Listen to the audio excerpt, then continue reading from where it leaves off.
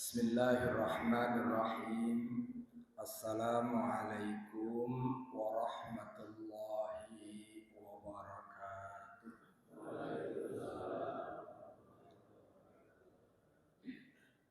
Alhamdulillahi rabbil alamin. Wassalatu wassalamu ala asyrafil anbiya'i wal mursalin. Sayyidina wa maulana Muhammadin wa ala alihi wa sahbihi wa man tabi'ahum bi ihsanin ila yaumiddin. Subhanaka la ilma lana illa ma 'allamtana innaka antal alimul hakim. Amma ba'du. Allahumma anfa'na bima 'allamtana wa 'allimna ma yanfa'una wa zidna ilman. Allahumma inni as'aluka ilman nafi'a wa rizqan thayyiban wa amalan mutaqabbala. Amin ya rabbal alamin. Bapak Ibu jamaah rahimakumullah. Alhamdulillah, pagi hari ini kita bertemu kembali.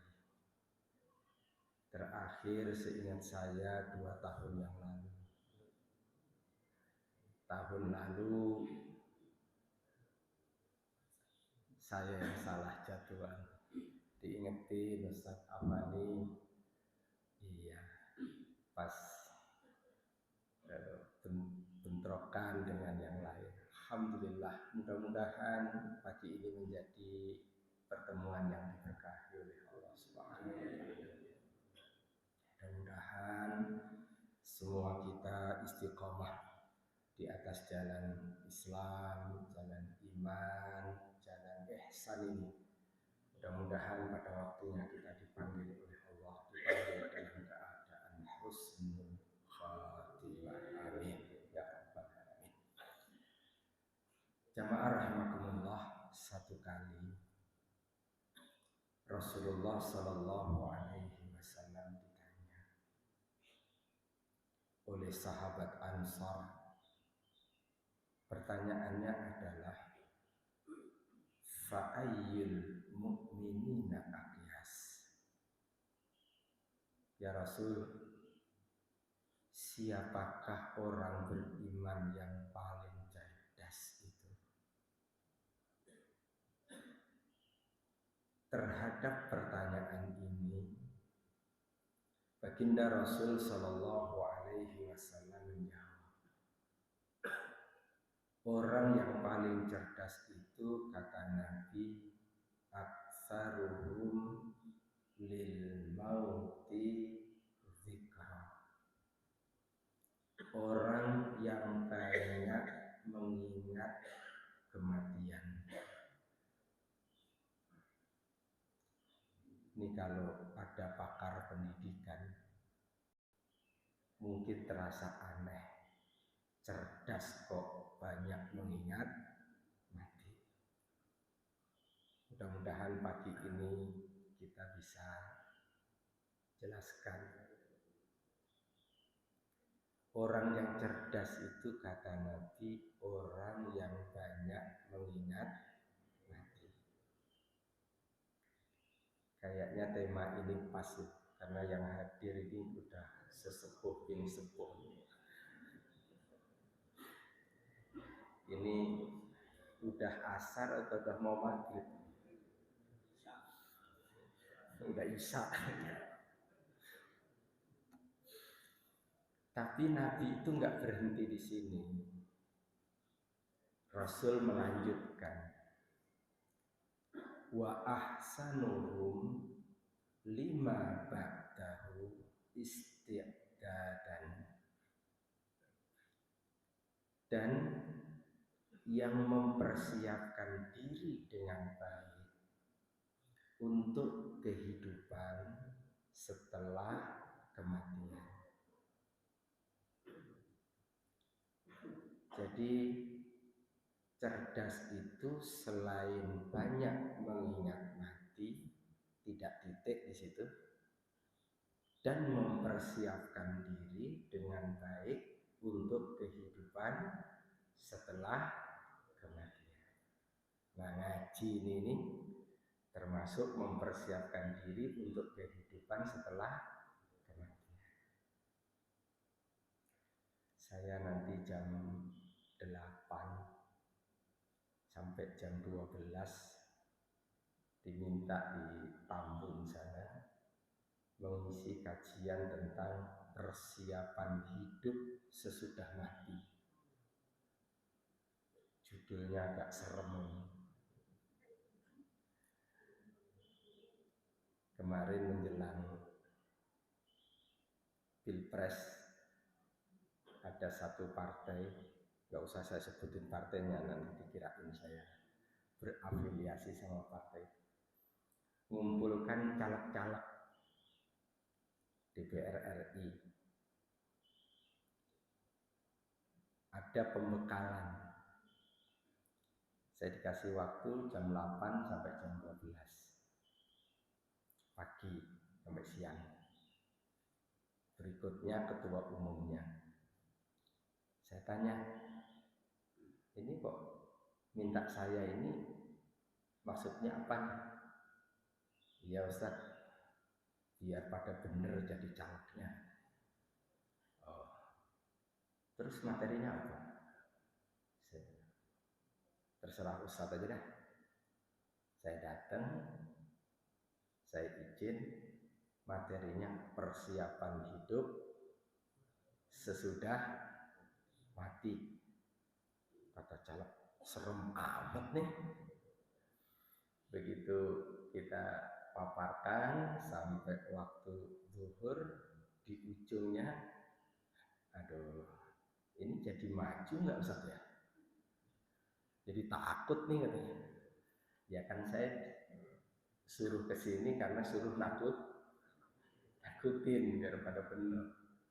Baik. Jadi dasar saya itu mensosialisasikan ini karena definisi ini, Pak. Ini definisi ada dalam hadis yang diriwayatkan oleh Imam Ibnu Majah. Hadis ini hasan kedudukannya. Sekali lagi saya ulang, orang cerdas itu kata Nabi, orang yang banyak mengingat mati dan mempersiapkan diri dengan baik untuk kehidupan setelah kematian. Di Toyota Astra Motor itu pernah ada kecelakaan kerja. Jepang yang nggak beragama itu, yang nggak kenal Islam, penasaran dia. Waktu ada kebaktian, dia undang pendeta. Dia ingin mendapat penjelasan konsep mati itu dalam pandangan pendeta gimana. Rupanya dari Hindu juga ditanya, dari Buddha ditanya. Saya pas waktu itu khutbah di Toyota, karena setiap 1 bulan sekali Jumat pertama saya khutbah di sana. Salah seorang direktur bilang, Ustaz, pada waktu ini pimpinan pengen nanya, ya yuk, saya bilang, orang Indonesia, orang Jepang. Jepang, ini terjemahnya ya, penerjemahnya. Saya bilang, ayo, ini saya rupanya nanya yang sama, Pak. Dalam pandangan Islam, mati dan hidup itu gimana konsepnya? Saya tadinya belum ada persiapan ya. Saya jawab dengan kesimpulannya, karena saya pengen tahu reaksinya gimana. Saya bilang begini, bicara mati dalam Islam itu bicara kehidupan. Bicara mati dalam Islam itu bicara produktivitas. Bicara mati dalam Islam adalah bicara efisiensi. Bicara mati dalam Islam, bicara tanggung jawab, bicara amanah. Nah, Jepang kalau pakai bahasa begitu kan menarik dia. Gimana tuh ceritanya? Kok bicara mati, bicara hidup? Bicara mati, bicara produktivitas. Kemudian kita jelasin. Kita coba jelaskan. Bahkan dengan hadis, andai kata kita tahu besok itu kita mati, tapi sekarang punya kesempatan untuk tanam pohon, kata Nabi, tanam itu pohon. Jadi orang ingat mati itu ingat kehidupan, karena ada kehidupan setelah kematian. Baik, maka oleh karena itu Bapak-bapak dan saudara, setelah dijelasin panjang lebar, akhirnya dia nggak mau sebentar, hampir 1 jam. Kata Pak Direktur selesai, saya doain mudah-mudahan dapat hidayah, kayaknya cocok tuh dia. Mulai sekarang 14 masjid itu diserahkan kepada kami. Pokoknya diserahin khutbahnya dibikin silabusnya. Kemarin saya bikinkan silabus untuk khutbah selama setahun. Dibikinkan silabusnya. Ya, mudah-mudahan Allah berikan hidayah. Insyaallah. Baik. Kenapa kok ingat mati, banyak ingat mati itu cerdas? Kenapa mempersiapkan hidup setelah kematian itu kok cerdas? Pertama, al-mautu haqqun wa huwa biyadillah. Mati itu satu kepastian dan dia berada dalam genggaman Allah Subhanahu wa ta'ala. 2 kalimat Pak ya. Al-mautu haqqun. Mati itu hak. Mati itu satu kepastian, satu poin. Poin yang kedua adalah wahwa, dan dia mati itu biyadillah, ada dalam genggaman Allah.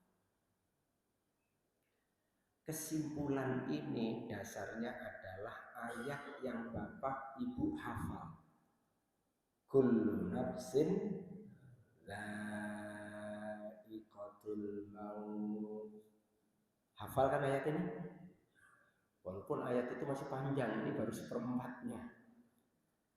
Wa innama tuwaffawna ujurakum yawmal qiyamah faman zuhziha 'anil nar wa udkhilal jannata faqad faz wa mal hayatud dunya illa mata'ul ghurur. 185 dari surat Ali Imran. Kullu nafsin, tiap-tiap yang berjiwa. Sudah pakai kullu, nafsinnya itu nakirah, undefinitif. Kullu nafsin, tiap-tiap yang berjiwa, siapapun dia, tanpa kecuali. Siapapun yang berjiwa, siapapun yang hidup, dha'iqatul maut, bakal dijumpai oleh al-maut, kematian. Bapak-bapak, saya yakin tidak ada yang kebetulan. Semuanya ada hikmah. Kata mati dalam Quran dengan seluruh perubahan katanya, dengan kata hidup di dalam Al-Quran dengan seluruh perubahan katanya, entah yang pakai fi'il mati, fi'il mudhari, atau pakai apa saja, itu jumlahnya sama. Menarik tuh. Kalau tidak salah 144 jumlah kata mati dalam Al-Quran dengan seluruh perubahan, dengan al-hayah, hidup dalam Al-Quran dengan seluruh perubahan katanya, Itu jumlahnya sama persis. Wallahu a'lam bishawab. Seolah mengirim pesan ini bahwa begitulah pastinya hari ini kita hidup, begitu pula pastinya kita akan dijemput oleh kematian. Jadi ini yang hadir ini semuanya Pak Camat ya. Pak Camat Keranggan, Pak Camat Cipayung, Pak Camat, ya Allah. Kalian kira-kira duluan Bapak apa duluan saya? Atau duluan? Oh ya, boleh. Ya Allah. Baik. Jadi pasti dia. Yang kedua, kata al-maut di dalam Al-Quran selalu posisinya fa'il. Dia subjek. Dia bukan objek, Pak. Siapa objeknya? Ya an-nafas itu ya kita ini. Itu artinya kapan dan di mana kita akan dijemput oleh kematian. Bukan kita yang punya kewenangan untuk menentukan. Tapi mautlah yang akan menghampiri kita dengan perintah Allah Jalla Jalaluhu. Saya itu kalau baca kullu nafsin dha'iqatul maut. Ya Allah, iya ya. Kata mati itu sama dengan hidup. Kemudian yang ketiga, tadi itu Pak, nafsin itu nakirah. Maka oleh karena itu al-mautu haqqun, mati itu satu kepastian. Nah, pertanyaannya gini, kalau Bapak secara sederhana terhadap sesuatu yang pasti seringkali kita melupakan. Kadang ingat, kadang enggak. Sesuatu yang belum pasti cenderung kita ingat. Satu poin. Yang kedua, Pak, hidup setelah kematian itu pasti. Bapak-bapak dan saudara, seingat saya 2 tahun yang lalu nih. Tadi saya ingat-ingat nih, kayaknya iya dah 2 tahun yang lalu. Saya ngajak Bapak dan Ibu di sini merenungkan ayat 28 dari surat Al-Baqarah. Perjalanan panjang hidup kita itu kita awali dengan mati apa hidup? Hidup atau mati? Mati apa hidup? Hidup atau mati nih? Baik. Perjalanan panjang hidup kita akhiri dengan mati apa hidup? Hidup atau mati? Mati apa hidup? Dua madhab nih masih nih.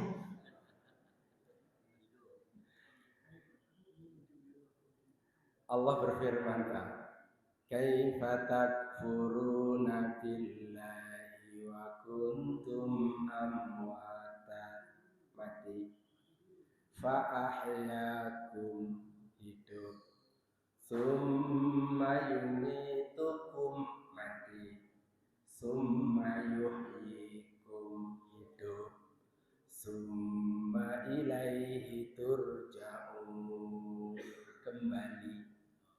5, Pak. Mati, hidup, mati, hidup, kembali. 5. Kita nggak usah jelasin lagi nih. Mati yang pertama apa maksudnya, mati yang kedua apa maksudnya, hidup yang pertama apa maksudnya, hidup yang kedua apa maksudnya. Karena 2 tahun yang lalu sudah, mestinya sekarang ujian. Tapi saya mau mengingatkan yang di ujung. Ya. Kembali. Apa yang dimaksud kembali? Kalau kita buka tafsir, makna tsumma ilaihi turja'un, kepadanya lah kalian semuanya bakal dikembalikan menghadap Allah dengan satu dari dua alternatif. Satu, menjadi penduduk neraka, naudzubillah min dzalik. Yang kedua, menjadi penduduk surga. Terminal akhir hanya ada dua. Satu bernama neraka, yang satu bernama surga. Tidak ada terminal yang ketiga.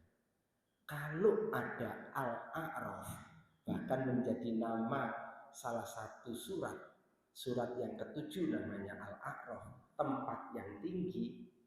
Ketika nanti ada yang ditempatkan di Al-A'raf, itu sifatnya sementara.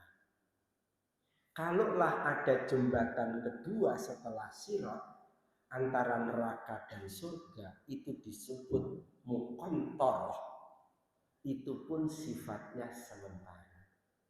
Terminal akhir hanya ada dua. Satu bernama neraka dulu. Yang kedua bernama surga. Surga itu di paling ujung. Yang terakhir itu bernama surga. Ya. Kalau tidak masuk ke dalam neraka, berarti masuk ke dalam surga. Kalau tidak penduduk surga, berarti penduduk neraka. Kira-kira ini calon penduduk mana? Amin, Masya Allah. Amin. Mudah-mudahan rajin begini sholat subuhnya. Alhamdulillah, mudah-mudahan semua kita ahli jannah. Ketemu di sini, ketemu di surga, insya Allah. Oke, hanya ada dua, Bapak dan Ibu. Di neraka atau di surga, dalam keadaan hidup atau mati? Hidup atau mati? Yakin nih? Nah, ini konsisten nih. Kalau anak TK, hidup atau mati? Mati. Mati apa hidup? Hidup. Insya Allah. Di neraka atau di surga, bukan dalam keadaan mati. Di neraka atau di surga, dalam keadaan hidup. Sementara yang ada di depan saya ini makhluk hidup atau makhluk mati? Jangan pernah bermimpi mau mengakhiri hidup.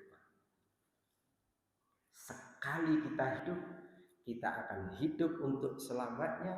Kalaupun mati, mati bukan akhir dari perjalanan. Mati tidak lebih dari sekedar pintu gerbang seseorang untuk memasuki kehidupan yang abadi.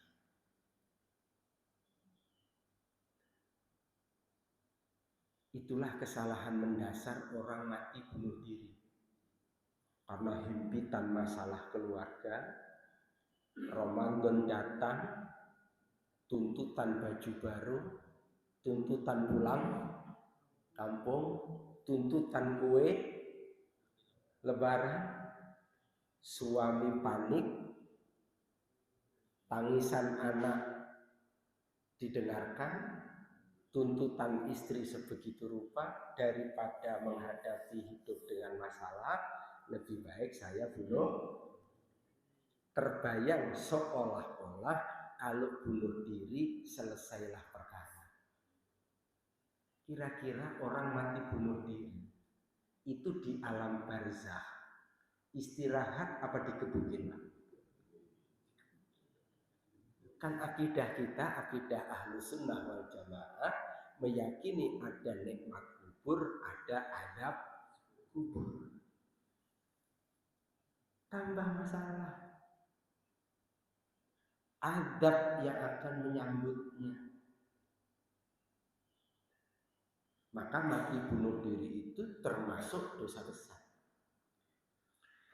Karena bahwa saudara, Sekali kita hidup, kita akan hidup untuk selamanya. Dan hari ini kita kepalang hidup, terlanjur nih. Ada yang mau nyesel? Ada yang nyesel? Nyesel hidup nih. Lah monggo, kalau nyesel ya silahkan. Kita udah kepalang kan. Kematian bukan akhir perjalanan. Kematian itu adalah awal. Saya begitu masuk lihat ada layar. Kalau kesini lagi mesti bawa laptop biar bisa ditayangkan, terbayangkan gitu. Biar ngajinya nggak jiping, apa jiping? Biar lihat gitu kan. Oh Pak, saya sampai hari ini itu belum bisa memahami ya. Bapak pernah nggak dengar satu ungkapan ketika seorang direktur melepas jenazah karyawannya? Seorang tokoh masyarakat melepas jenazah warganya. Lalu dia mengatakan, marilah kita hantarkan jenazah si fulan ke tempat peristirahatannya yang terakhir. Pernah dengar itu? Itu kira-kira benar apa salah itu?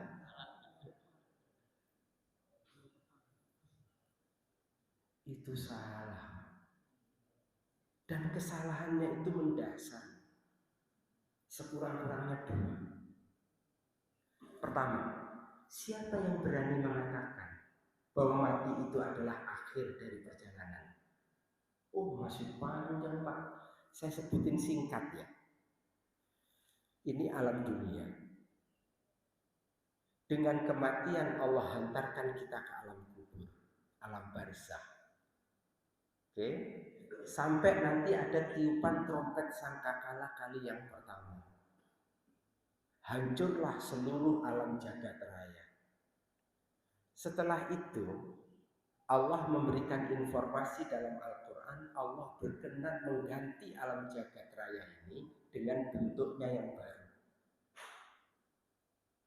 Setelah nanti Allah itu mengganti dengan bentuknya yang baru alam jagat raya ini, ada tiupan trompet sangkakala kali yang kedua. Yang disebutkan misalkan dalam surat Abasa, fa'idza ja'atis shakhah. Makna as-shakhah, tiupan trompet sangkakala kali yang kedua. Kan as-shakhah itu maknanya suara yang memekakkan. Apa yang dimaksud dengan as-shakhah? Suara yang memekakkan itu maksudnya adalah tiupan trompet sangkakala yang kedua. Ketika tiupan ini ditiup, manusia dari sejak yang pertama sampai manusia yang terakhir, termasuk di dalamnya kita, dibangkitkan oleh Allah kembali hidup. Inilah yang dimaksud dengan fase keempat. Kaifa takfuruna billahi wa kuntum amwata. Mati. Mengapa kalian semuanya bisa ingkar kepada Allah wa kuntum, sedangkan kalian dahulunya amwatan, mati? Sudah kita lewati. Fa'ahyakum, hidup. Sekarang kita jalani. Kita baru di fase yang kedua. Summa yumitukum. Kemudian Allah bakal matikan kita. Itulah mati dalam pahaman kita. Mati pasca kehidupan dunia sekarang ini yang akan menghantarkan kita menuju ke alam barzakh. Mati. Setelah mati, fa'ahyakum, hidup. Di mana hidup yang dimaksud fase keempat ini? Setelah tiupan trompet sangkakala kali yang kedua. Fa'idha ja'atis sokhah, maka apabila datang suara yang memekakkan, dibangkitkan semua kembali kita hidup. Tapi kehidupan kali yang kedua nanti berbeda dengan kehidupan kita yang sekarang. Dilukiskan dalam surah Abasa itu, yauma yafirrul mar'u min akhi, manusia lari dari saudaranya. Kehidupannya individualistik, Pak. Nggak kenal kakak, nggak kenal adik, nggak kenal ponakan, nggak kenal sepupu. Yauma yafirrul mar'u min akhi, jangankan saudara, wa ummihi wa abi, lari dari ibundanya, lari dari ayahandanya. Dah, tak kenal lagi orang tua. Wa sahibatihi wa bani, lari dari istrinya, lari dari suaminya, wa bani, lari dari anak-anaknya. Kenapa? Kok kehidupannya sudah sangat individualistik begitu? Tidak sebagaimana hidup kita di dunia ini. Berlaku hukum individual, berlaku pula hukum sosial. Dijawab oleh lanjutan ayat, likulli mri'in minhum yauma idzin sya'nun yughnih, karena pada hari itu manusia disibukkan oleh urusannya sendiri-sendiri. Insyaallah, mudah-mudahan Allah tolong kita. Karena ini Pak yang dimaksud oleh Nabi, yang dimaksud oleh Rasulullah, yauma la zilla illa zilluh, tidak ada naungan kecuali naungan dari Allah. Hari di mana tidak ada pertolongan kecuali pertolongan dari Allah, itu ya ini. Nah, ini fase kedua nih. Nah, panjang nih fase kedua nih, fase keempat nih. Di situ nanti ada padang mahsyar, ada pertanggungjawaban amal berbasis catatan, itulah namanya hisab. Setelah itu ada pembagian catatan amal, rapot. Setelah itu ada pertanggungjawaban amal berbasis timbangan, itulah namanya mizan. Setelah itu nanti ada telaga, kemudian ada jembatan yang membentang di atas neraka jahanam. Setelah itu ada muqantarah, dan kemudian ada al-a'raf, kemudian baru terminal akhir bernama surga. Panjang atau pendek perjalanan? Panjang, Pak. Kita baru di kedua nih, baru di fase kedua nih, 5 fase. Maka siapa yang berani mengatakan marilah kita hantarkan jenazah si fulan ke tempat peristirahatannya? Siapa bilang istirahat? Jadi besok Pak RT kalau nyambut diganti bahasanya. RW ya. Gimana saat bahasanya? Udah kapan aja sendiri dah, apa gitu. Kemudian yang kedua, siapa yang berani mengatakan kalau mati itu istirahat? Mohon maaf nih, mohon maaf. Kalau ada koruptor mati, nggak tobat dia nih. Kira-kira nih, di alam barzah dapat nikmat atau dapat azab?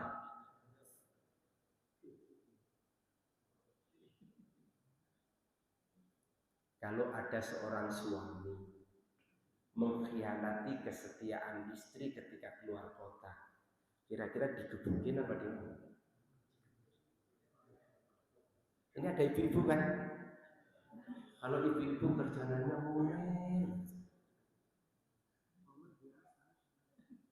nuntut, ngomel gitu, nggak hormat sama suami, kira-kira tempatnya di mana sih?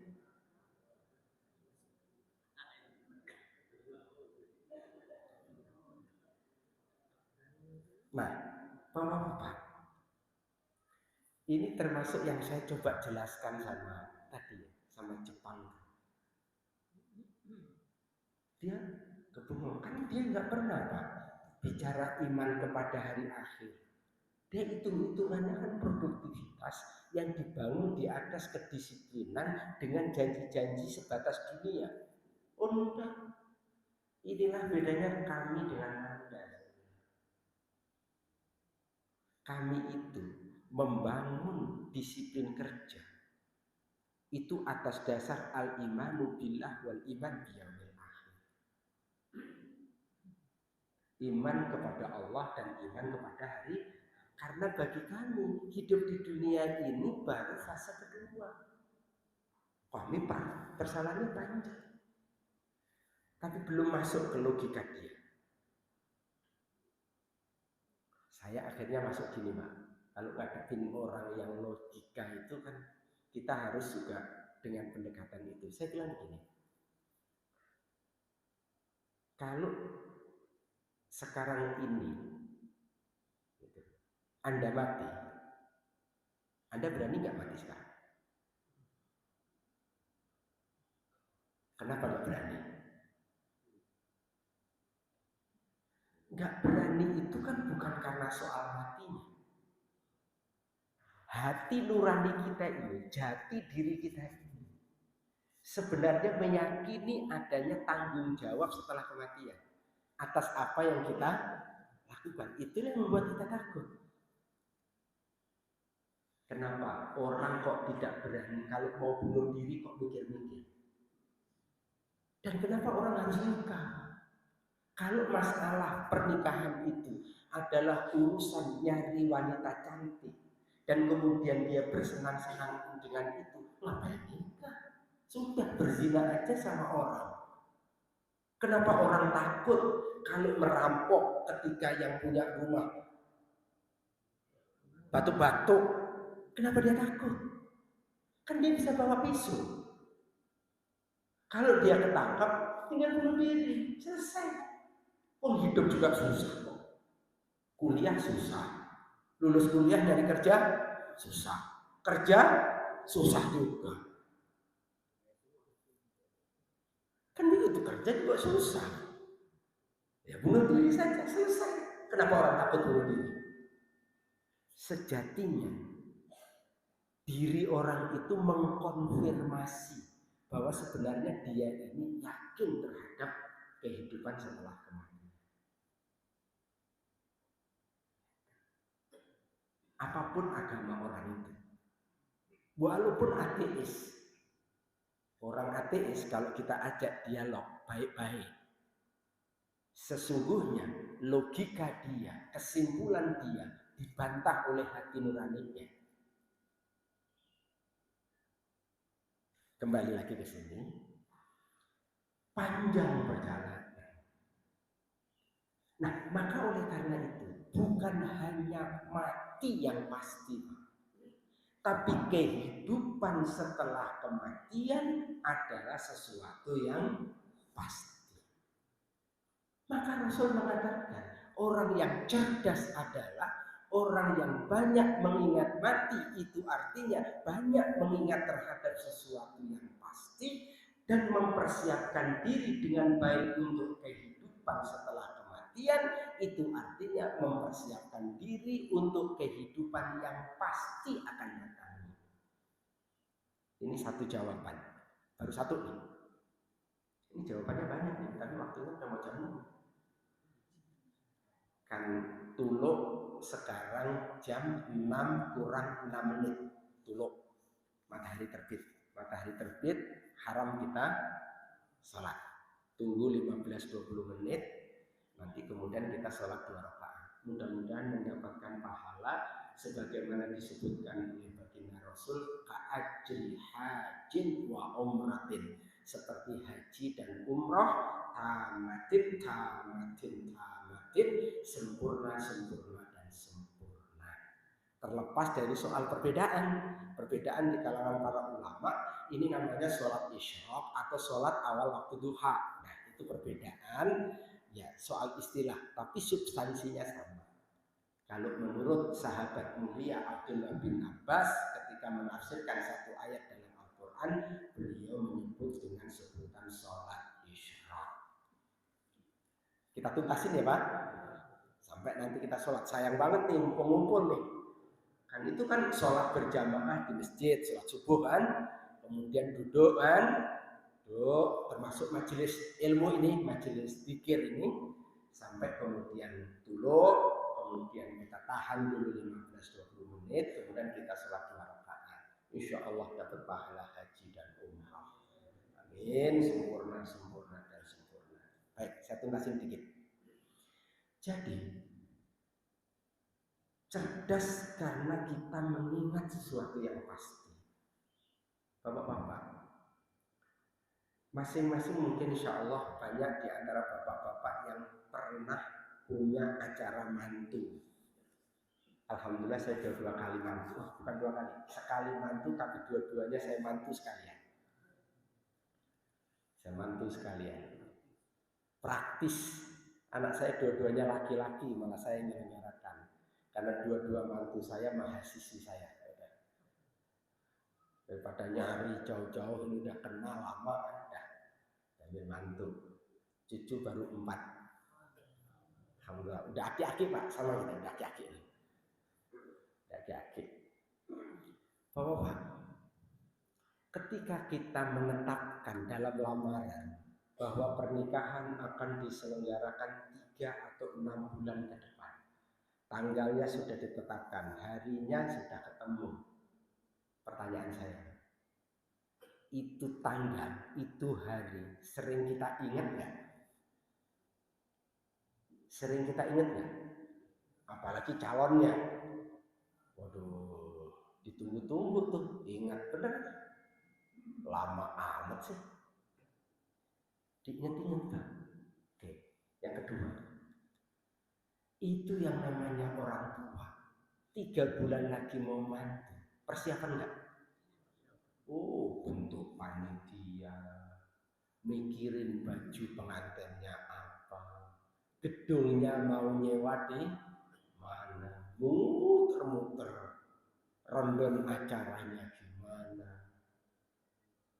macam-macam, persiapan ini, persiapan itu. Pertanyaan saya, apakah kita bisa memastikan bahwa tanggal 10 Agustus 3 bulan yang akan datang pernikahan itu bakal terjadi? Ada yang bisa memastikan? Gak ada yang bisa memastikan. Jangankan pernikahannya, emang kita orang tuanya masih punya umur 3 bulan yang akan datang? Emang calon pengantinnya masih panjang usianya sampai 3 bulan yang akan datang? Untuk sesuatu yang kita tidak bisa memastikan saja, kita terus ingat dan kemudian kita mempersiapkan diri dengan baik. Masa untuk sesuatu yang pasti mudah kita melupakan dan kemudian kita tidak mempersiapkan diri.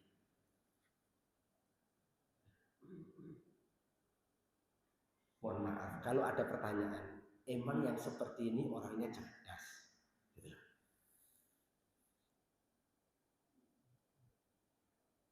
Kadang-kadang kalau kita ngerenung, iya ya Allah, merindukan punya rumah, merindukan ini, merindukan itu. Emangnya umur saya sampai di situ?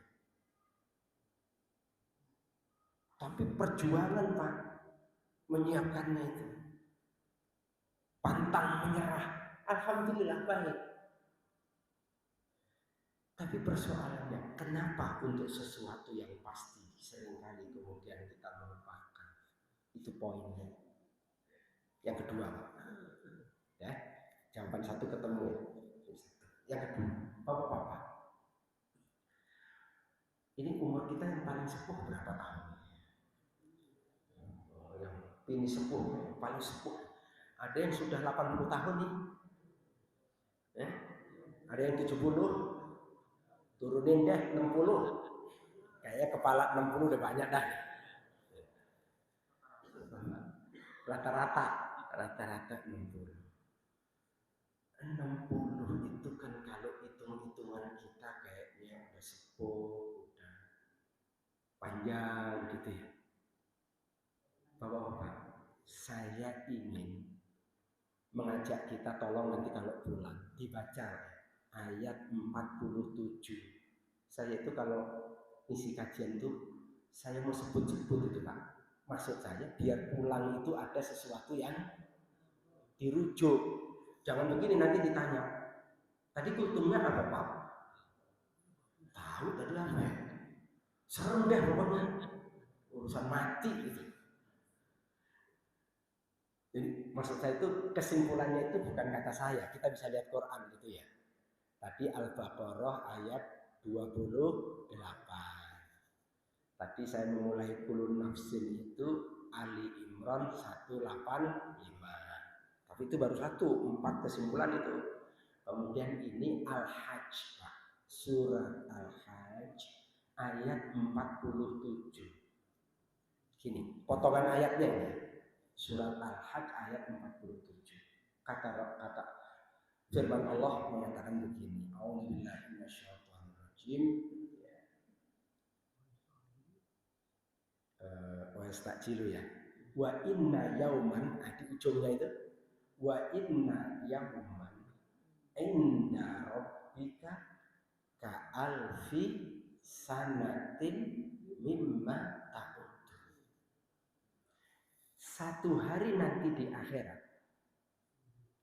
kalau harus kita bandingkan dengan kehidupan kita di dunia sekarang ini, satu hari sama dengan 1000 tahun. Satu hari sama dengan 1000 tahun. Nah, sekarang pertanyaannya, rata-rata umur umat Nabi Muhammad berapa? Oke, rata-rata umur umat Nabi Muhammad itu Pak, ya, kata Rasulullah baina sitin ila sab'in. 60 70.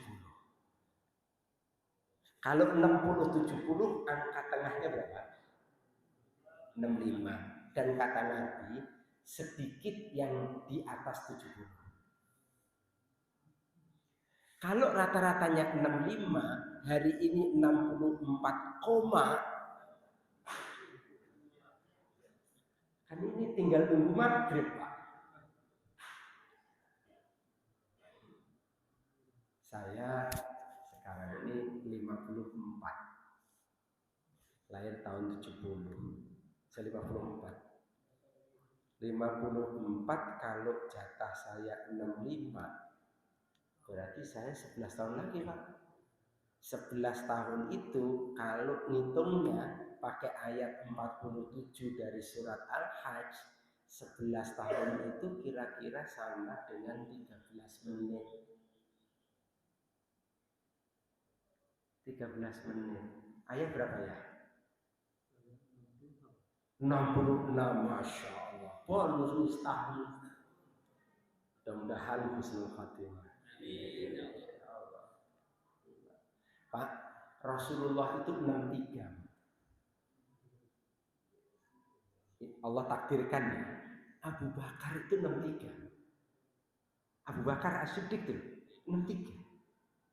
Umar itu 63. Ali bin Abi Thalib itu usianya 63. 4 orang itu 63. Jadi jenengan udah kebanyakan dikit Pak. 63. Yang panjang itu sahabat Utsman Pak, 80 sekian. Sahabat Utsman. Karena sahabat Utsman itu lebih tua dari Umar bin Khattab. Lebih muda sedikit 2 tahun dari Abu Bakar. Memerintahnya Utsman itu juga lebih panjang, 12 tahun ya. Umar itu menjadi khalifah 10 tahun. Oke, kembali. Nah, kalau hitung-hitungan begitu, berarti hidup di dunia itu panjang apa pendek?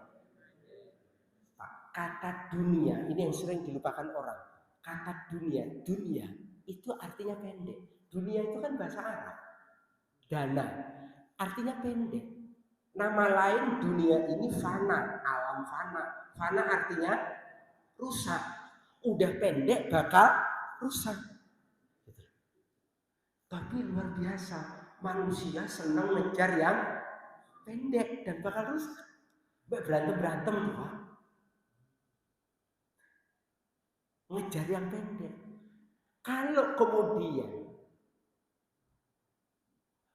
1 hari 1000 tahun, kalau 100 tahun Allah kasih usia sama kita, kan berarti 1/10 hari. Kalau 1/10 hari, 1 hari 24 jam, 1/10 dari 24 jam, kan berarti cuma 2,4 kalau 100 tahun. Kalau 50 tahun, ya 1,2 kan.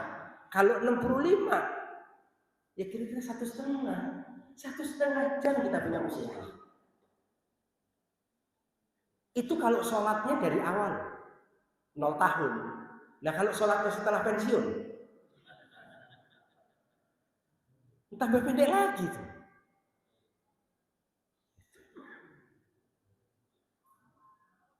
Nah oleh karena itu saya kira bahwa sementara akhirat itu panjang, tanpa batas, al-amadul aqsa, the unlimited life. Sekali kita hidup, kita akan hidup untuk selamanya. Kira-kira apa? Orang cerdas mempersiapkan yang panjang dan yang pendek akan ikut nanam padi, insya Allah rumput tumbuh. Atau orang yang cerdas memperjuangkan yang pendek, menggapai yang pendek, melupakan yang panjang tanpa batas, nanam rumput, nggak bakalan tumbuh padi. Monggo, kira-kira yang cerdas yang mana?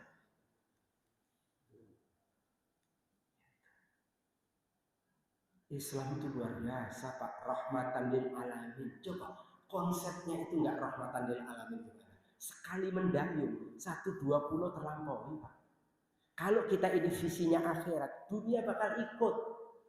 Orang itu kalau disiplin dan karena ingat kepada Allah, insya Allah jadi karyawan juga karirnya bagus. Alhamdulillah di Toyota Astra Motor itu ada penelitian skripsi atau tesis. Ternyata ada korelasi yang signifikan antara maraknya pengajian di Toyota Astra Motor dengan rendahnya kecurian barang dan meningkatnya produktivitas. Seneng Jepang gitu. Saya kemarin ngaji di Garuda, ketemu HRD-nya ngaji. Ayo Pak, kita coba bangun, sampai kan bikin pelatihan. Kita kan muslim Pak, masuk kita adopsi sistem pelatihan barat. Lalu kemudian semua karyawan kita ajak ngejar yang hanya 1,5 jam. Itu 1,5 jam itu kalau menikmatinya dari 0 tahun. Tapi kalau kemudian karir itu ditempuh dan mulai menikmati usia 40, panjang menikmatinya sampai 60, cuma 20 tahun. 20 tahun itu tidak lebih dari 24 jam, 24 menit. Kita HRD di tangan Bapak HRD, kita selamatkan ini karyawan ini muslim. Bagaimana mereka kerja di Garuda, tapi mereka ibadah. Disinilah akhiratnya, disinilah surganya. Dan itulah konsep Islam, itulah makna wa ma khalaqtul jinna wal insa illa liya'budun itu. Oke, baik. Itu yang kedua. Jadi dunia ini pendek, tapi menariknya begini Pak. Pendek, tapi menentukan. Yang ketiga ini, alasan yang ketiga. Pendek, tapi menentukan. Oke. Pendek menentukan. Pertanyaan saya nih. Akidah kita mengatakan nanti di alam barzah ada nikmat kubur, ada azab kubur. Pertanyaan saya Pak, dapat nikmat atau dapat azab? Tergantung nanti apa sekarang? Tergantung nanti apa sekarang? Sekarang. Pada akhirnya nanti kita dimasukkan oleh Allah ke dalam surga atau ke dalam neraka, tergantung nanti apa sekarang? Sekarang. Sekarang maksudnya di mana? Di dunia. Dunia itu udah pendek, Tapi yang pendek itu menentukan, karena bagaimana sekarang tergantung dengan sekarang, bagaimana nanti tergantung dengan sekarang. Nah, kalau kita belajar ekonomi, teori ekonomi di kuliah dulu, kita belajar teori ekonomi, modal sekecil-kecilnya untuk mendapatkan, nah, itu cerdas lah. Waktu sependek-pendeknya dimanfaatkan untuk yang pendek itu sendiri maupun untuk yang panjang tanpa batas. Oke, ini alasan ketiga. Alasan keempat terakhir. Sekarang jujur deh, kita ini punya dosa nggak? Punya enggak nih?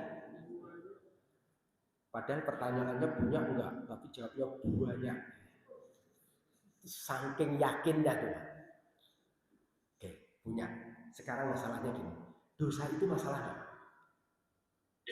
Dosa itu masalah apa enggak? Masalah harus diselesaikan enggak? Penyelesaian masalah. Alternatifnya cuma ada dua, Pak. Bapak mau menyelesaikan sekarang atau menyelesaikan nanti? Mau selesaikan sekarang atau selesaikan nanti? Kalau mau selesaikan nanti, ya, sehari 1000 tahun.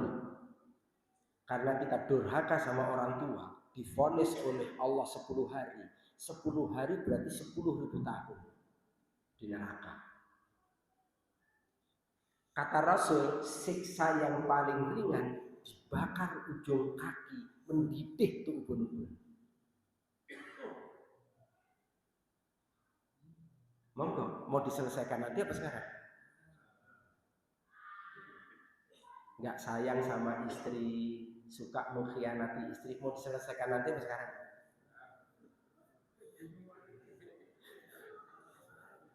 Monggo, ibu mau selesaikan nanti apa sekarang?